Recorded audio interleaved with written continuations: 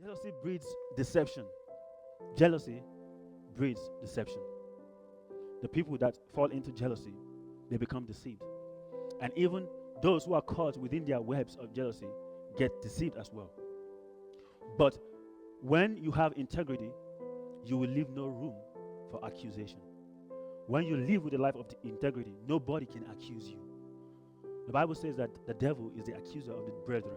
But when you live with integrity, the devil himself cannot accuse you. They were looking for something to accuse Daniel, how he was managing the affairs of the kingdom. But no fault was found in him. He wasn't embezzling the money of the kingdom. He wasn't telling people to do the wrong thing. 16. Then the king gave orders, and Daniel was brought in and cast into the lion's den. The king spoke and said to Daniel, "Your God, whom you constantly serve, will himself deliver you." Now that's the first thing that caught my attention when I was reading through this. This was a pagan king. But because of how Daniel separated himself, because of how Daniel carried himself, because of how Daniel was faithful, steadfast, and devoted to God, the king recognized that something is different about this man. And it must be because his devotion to his God. And he made a statement of faith that your God, whom you constantly serve, will himself deliver you. Then the king went off to his palace and spent the night fasting, and no entertainment was brought before him, and his sleep fled from him, just because of Daniel. Verse 19, then the king arose at dawn, at the break of day, and went in haste to the lion's den. The king, he didn't send his servant. He didn't send one of those leaders to see, oh, can you go and tell me what has happened to Daniel? And I dare say that the king was not going there to see the bones of Daniel. I don't think he was going there to see the remains of Daniel. He made a statement of faith in the God that Daniel served. And he had that faith to go to that den in the morning to confirm if Daniel's God was actually able to deliver Daniel.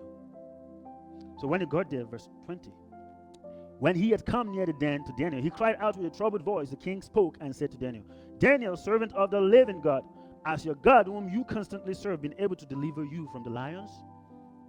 Then Daniel spoke to the king, O king, live forever. My God sent his angel and shut the lions' mouths, and they have not harmed me, inasmuch as I was found innocent before him, and also toward you, O king, I have committed no crime. Then the king was very pleased and gave orders for Daniel to be taken up out of the den. So Daniel was taken up out of the den, and no injury whatsoever was found on him, because he had trusted in his God. I want us to go to verse 20 and see what the king said. The king said, Daniel, servant of the living God. That was a powerful statement of faith. You have done great things for my kingdom since I've known you. This king had some relationship with Daniel. He knew who Daniel is. He wanted to make Daniel second in command in his kingdom. I want to believe that he would have had some personal one-on-one moment with Daniel, sharing with Daniel some of his worries, some of his concerns about his kingdom, and Daniel sharing some advice to him and telling him that, you know what, I will pray to you, I will pray for you, and my God will give us wisdom on how to lead the affairs of the nation. I believe Daniel has influenced this king with his devotion to God and with some of the advices that he has given to the king, to an extent that the king would believe that the God that Daniel served is a living God. And the God that Daniel served, if he is a living God, will not allow Daniel to be dead.